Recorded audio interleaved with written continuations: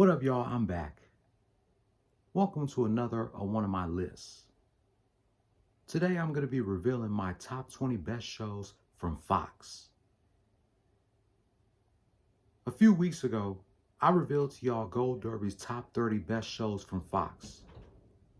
Like I said, the list was decent, but it was still messed up how they put some of these good shows so damn low when they should have been higher. I had no problem with the top 10.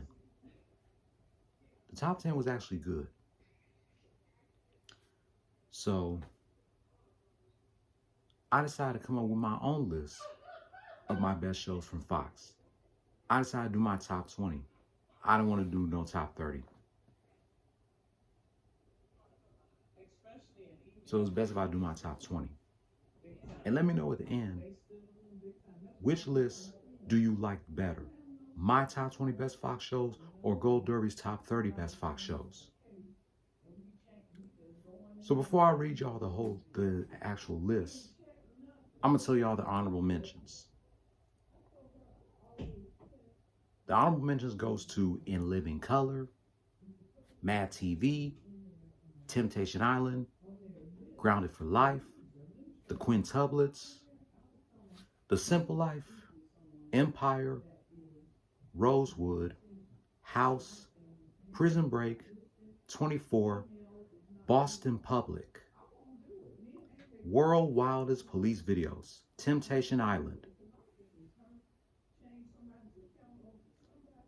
And those are my honorable mentions of my top 20 best Fox shows. Now, let's get to the actual list.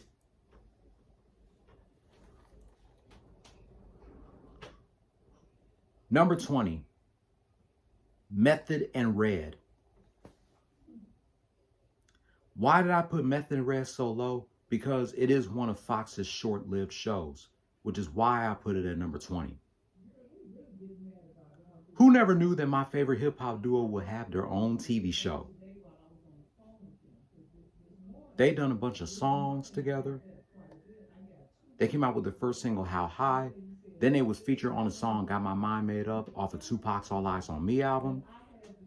Then they released their first collaboration album together, Blackout. Then they appeared in the comedy How High.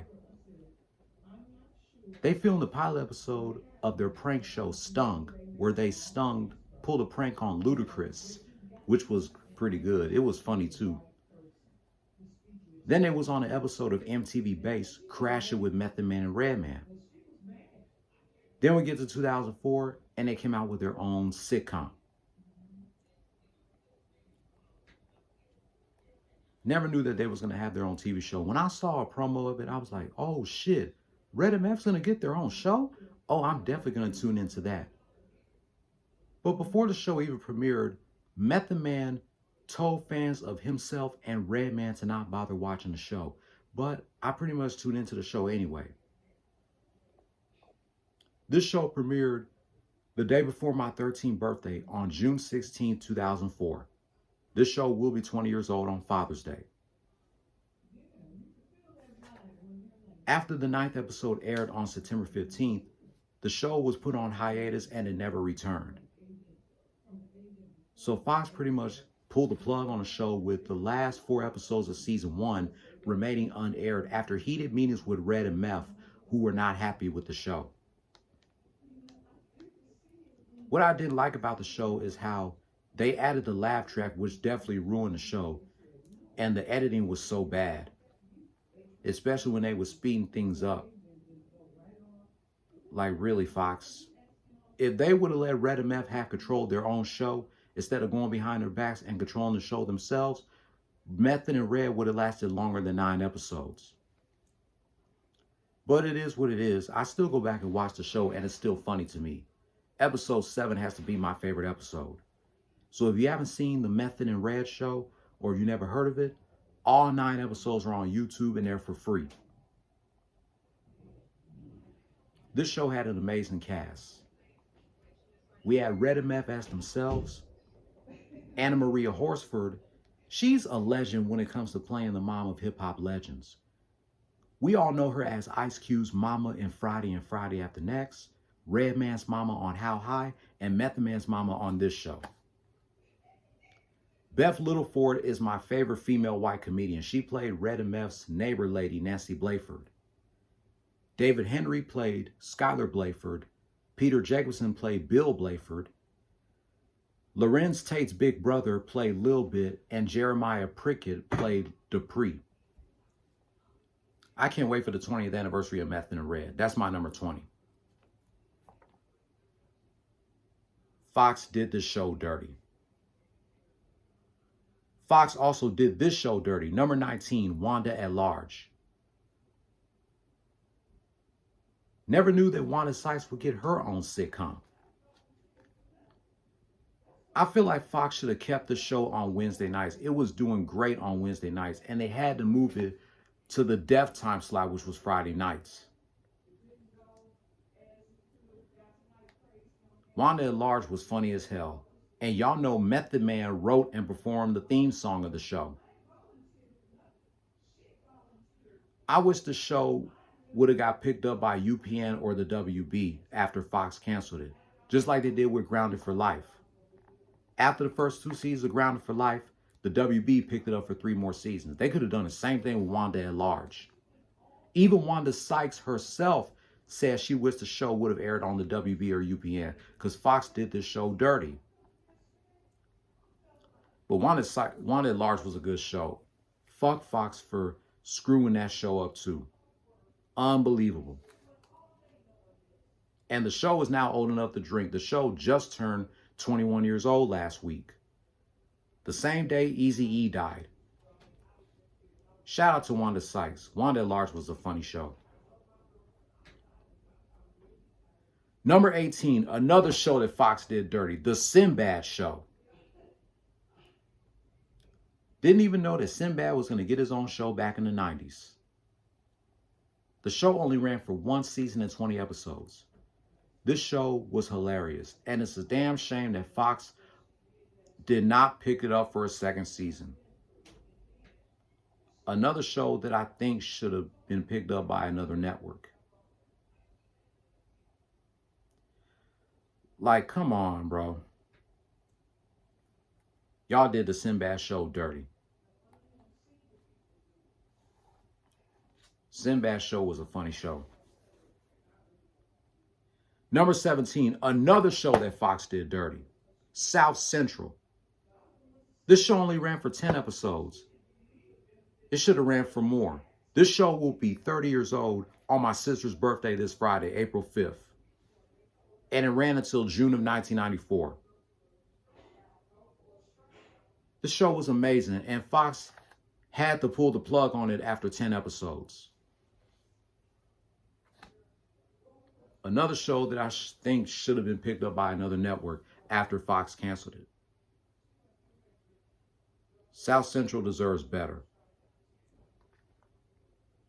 16, another show that Fox did dirty. Cedric the Entertainer Presents. It was amazing that Cedric the Entertainer was going to get his own show months after the Steve Harvey Show ended. After the Steve Harvey Show ended in 2002, Cedric the Entertainer got his own sketch comedy show. And Wendy Raquel Robinson, who played Regina on the Steve Harvey Show, she reunited with Cedric the Entertainer on this show. The show was renewed for a 2nd season, but before the show's 2nd season premiered, Fox had the nerve to pull the plug on it too. Really, Fox? You had the nerve to cancel Cedric the Entertainer Presents after you renewed it for a 2nd season? Y'all should have never done that shit, man. This is another show that should have got picked up by the WB after Fox canceled it. Cedric was just getting his own sketch comedy show started. You had to pull the plug on it. The sketches on this show was funny. My favorite sketch of the show was the cafeteria lady. Ain't no more green beans. Just mashed potatoes and corn. That is my favorite sketch of Cedric the Entertainer Presents, the cafeteria lady. I feel bad for Cedric the Entertainer that Fox had the nerve to pull the plug on his show after they already renewed it for a 2nd season. At least the show got released on DVD. which is good. But still, Fox had no right to get rid of this show after they renewed it for another season. That was my Wednesday nights between 2002 and 2003. The Bernie Mac Show and Cedric the Entertainer Presents. Those were the days on Wednesday nights. Now we get to my top 15. Bob's Burgers is my number 15. I'm so glad that this show was still going 13 years later, and I'm glad that it actually came out with a movie. I haven't seen the movie yet, and I would love to. I bet the movie is great too. So glad that this show is still going strong. And it was nominated for 3 Emmys, and I believe it won 2 Emmys in 2014 and 2017, which is why I got Bob's Burgers in my top 15. So I'm glad the show is still going strong. So this is the first show on my list of the best Fox shows that's still going. But there's more than just Bob's Burgers. Coming in at number 14 is another show from Fox that's still going. Almost 20 years later, that Gold Derby did not put in their top 30 best Fox shows list. 14, So You Think You Can Dance. I actually like this show. So You Think You Can Dance. I'm glad that the show is still going almost 20 years later. This show came out the same time as Dancing with the Stars did. But you know, one of the creators of So You Think You Can Dance departed from the show in January because one of the creators sexually assaulted one of the judges, Paula Abdul. I don't know what the hell was that guy thinking, but he should have never done that to Paula Abdul. Shout out to Kat Deely. She's the presenter of the show. I like So You Think You Can Dance better than Dancing with the Stars, to be honest. Even though they both premiered the same year, I like So You Think You Can Dance better. I'm glad that the show is still going. Number 13, 21 Jump Street. 21 Jump Street is actually a good show. I like this show. So I'm glad I have it on this list. I wish the show would have kept going until 97 instead of the same year that I was born, 1991. But I'm glad it ran for more than one season between 1987 and 1991.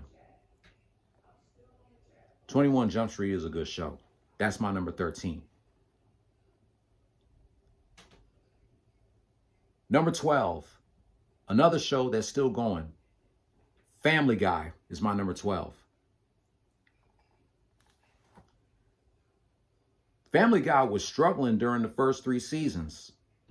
And then Fox pulled the plug on the show in 2002. And then it started airing reruns on Adult Swim. And due to the